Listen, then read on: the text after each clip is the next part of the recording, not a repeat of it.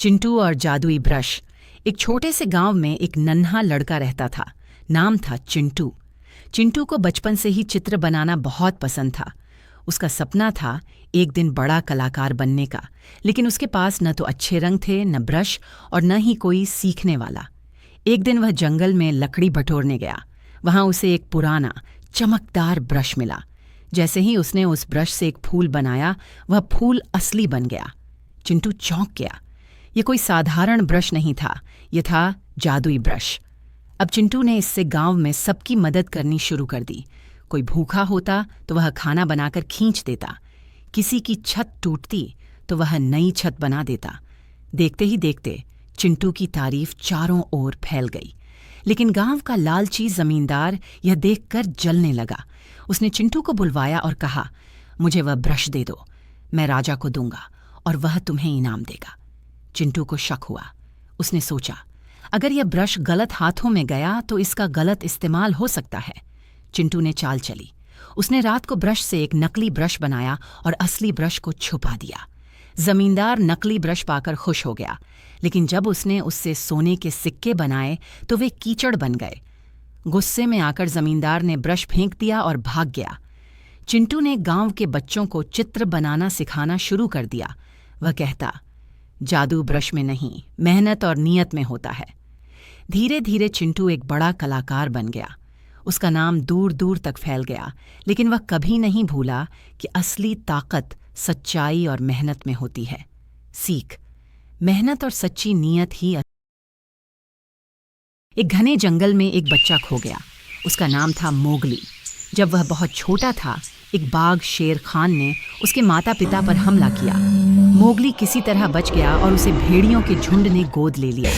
रक्षा नाम की मादा भेड़िया ने उसे अपने बच्चों की तरह पाला। मोगली जंगल में बालू, भालू और बगीरा काले तेंदुए के साथ बड़ा हुआ। बालू ने उसे मस्ती करना और जिंदगी को हल्के में लेना सिखाया, जबकि बगीरा ने उसे जंगल के नियम और सतर्क रहना सिखाया। शेर खान मोगली को पसंद नहीं करता था, क्योंकि वह इंसान था।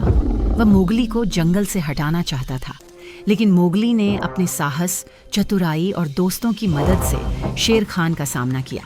अंत में मोगली ने शेर खान को हराया और जंगल के सभी जानवरों का सम्मान पाया। कहानी यह सिखाती है कि चाहे परिस्थितियां कितनी भी कठिन क्यों ना हो, दोस्ती, साहस और सच्चाई से हर मुश्किल को पार किया जा सकता है। मोगली का दिल जंगल से जुड़ा था, लेकिन वह जानता था कि उसका असली घर इंसानों की दुनिया है। बबलू हाथी सुबह सवेरे अकेले मन टहलने के लिए निकला। वह अपने ही धुन में चला जा रहा था। लगता था उसके दिमाग में कोई उलझन है, जैसे वह सो जाने की कोशिश कर रहा था। सड़क पर आगे बढ़ते ही उसके सामने चीकू खरगोश भागा। बबलू का पैर उसके ऊपर पड़ने ही वाला था कि चीकू जोर से चिल्लाया। उसकी आवाज सुनकर बबली ने अपना पैर पीछे खींच लिया। कहाँ खोए हो बबलू भाई? कहीं नहीं, बस कुछ ऐसे ही सोच रहा था। किस बारे में? तुम जानकर क्या करोगे? शायद मैं तुम्हारी कुछ मदद कर सकूं। तुम तो जानते हो आजकल वन में कितनी चोरियां हो रही हैं, पर चोर का कोई अता पता ही नहीं है। इस बात को लेकर वन के सारे प्राणी चिंतित। ले वहाँ खुद का सुरक्षित महसूस नहीं कर लेंगे। अरे चीकू भाई, हम मजबूर हैं। हम चोर को पकड़ ही नहीं पा रहे हैं। वह बहुत चालाक है और अपने काम को बड़ी कुशलता से अंजाम दे रहा है, कहीं कोई सबूत ही नहीं छोड़ रहा। हमारे राजा इस बात को लेकर बहुत चिंतित हैं। यही कारण है कि हम सब इस बारे में सोच रहे हैं। अब तुम मेरी इसमें क्या मदद कर सकते हो? मैं किस सोचता हूँ, हो सकता है मुझे कोई उपाय सूझ जाए। बहुत कर लेने कोई हंस तो नहीं ले। तुम ठीक कहते हो चीकू, लेकिन वन के गुप्तचर भी अभी तक इसका कोई हल नहीं निकाल सके। इतने कहकर वे चुप हो गए। बबलू की बातों ने चीकू को सोचने के लिए मजबूर कर दिया। चीकू को उदास देखकर बबलू बोला, तुम अपना मन छोटा मत करो। मुझे अच्छा लगा कि तुमने मेरी परेशानी को समझा। कभी नहीं, इस वन तो लोड पत्थर का काम करता था। वो बार नहीं तान तोड़ जाने से मेरे अंदर रुको नहीं रहूं, तब से न मैं यह काम छोड़ हुआ। चीकू, तुम चाहो तो यह काम दोबारा कर सकते हो। वन के प्राणी ज्यादातर दिन में भोजन की तलाश करते हैं, वे रात को आराम करते हैं। तुम दिन रात दोनों में ही भोजन की तलाश में निकल सकते हो सकता है रात को तुम्हें कुछ ऐसी बातों का पता चल जाए जो हमारे काम की हो। हाँ बबलू, तुम ठीक कहते हो। मैं आज रात को वन लगून कर इस बात का पता करने की कोशिश करता हूँ। थोड़ी देर बातें करते चीकू अपने बिल की ओर बढ़ गया, पर बबलू अपने रास्ते चला गया। चीकू के दिमाग में अभी तक बबलू की कही बातें घूम रही थी। उसे समझ नहीं आ रहा था वह बबलू की मदद कैसे करे। दिन भर वह उसी उधेड़ घूमने लगा रहा।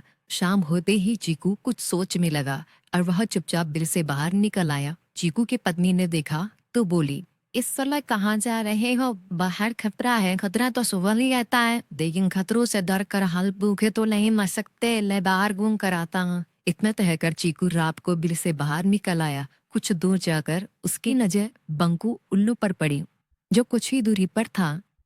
वह पेड़ की डाल पर बैठा अपनी गर्दन चारों तरफ घुमा रहा था। वह तेजी से पेड़ की एक डाल से दूसरी डाल पर उड़ रहा था। बंकू की नजर उस पर नहीं पड़ी थी। कुछ सोचकर चीकू पेड़ के पीछे से बाहर निकलकर थोड़ी खुली जगह पर आ दिया और वहां से बंकू उल्लू को देखने लगा। बंकू ने चीकू को अंधेरे में भी देख लिया, पर उसने उसमें कोई उत्सुकता नहीं दिखाई और अपनी गर्दन चारों ओर घुमाता रहा। चीकू बड़ी देर तक बंकू के हरकतों पर नजर रखे रहा। वह थोड़ी देर तक खुले मैदान में खड़ा रहा, पर बंकू ने उसे देखकर दी अनदेखा कर दिया। उसने महसूस किया कि बंकू के आसपास चमकू चमगादड़ भी मंडरा रहा था। कुछ देर वन में घूमने के बाद चीकू अपने दिल में लौट आया और सुबह होने का इंतजार करने लगा। अगली सुबह बबलू उसी रास्ते में जा रहा था। रास्ते में चीकू उसका इंतजार कर रहा था। आज भले जल्दी आ गया बबलू। हाँ, आजकल मुझे चिंता की वजह से नींद नहीं आती। कोई नई खबर है क्या? यकीन से तो मैं नहीं कह सकता, पर मैं तुम्हें ऐसे प्राणी का नाम बता सकता हूँ जो शायद चोरों की मदद कर रहा हो। कौन है वो? बंकू हुल्लू। इतना कहकर चीकू ने रात की घटना उसे ज्यों की त्यों सुना दी। इसे सुनकर बबलू का माथा ठनका। बबलू की आंखें चौंधिया दे। तुम ठीक कह रहे हो, मुझे आज रात बंकू और चंकू पर नजर रखनी होगी। इतने कहकर वे दोनों अपने अपने रास्ते चले गए। बबलू रात को अपने साथियों के साथ बंकू पर नजर गड़ाई रहा। इसकी संदिग्ध गतिविधियों को देखकर बबलू ने उसे उसके साथियों चंकी और संकी लोमड़ के साथ पकड़ लिया। बबलू ने सख्ती से पूछताछ करनी शुरू कर दी। तुम इस समय बंकू चंकू के साथ क्या कर रहे हो? हम चमगादड़ और उल्लू की दोस्ती तो समझ में आती है, पर लोमड़ के साथ दोस्ती कैसे हो सकती है? सख्ती से पूछने पर दोनों ने अपना जुर्म कबूल कर लिया और सभी चोरियों के बारे में बताया जो उन्होंने कुछ दिन पहले वन में की थी। बबलू ने उनके चोरी से सारा सामान भी बरामद कर लिया। बंकू और चंकू को अभी तक समझ में नहीं आ रहा था कि वो इतनी आसानी से कैसे पकड़ना आ गए।